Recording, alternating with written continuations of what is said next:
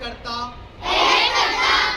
करती हूँ कि मैं कभी भी किसी किस्म का नशा नहीं करूँगा। मैं अपने घर वालों, दोस्तों और समाज को भी नशे से दूर रहने की तरकीब दूंगा।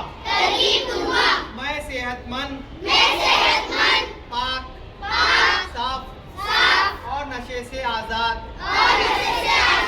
जिंदगी गुजारने का वादा करता हूँ। मैं अपने मुल्क, अपने स्कूल और अपने मुस्तकबिल को रोशन बनाने के लिए नशा मुक्ति मुहिम का हिस्सा बनूंगी। नशा छोड़कर सेहतमंद जिंदगी अपनाना ही मेरी पहचान होगी।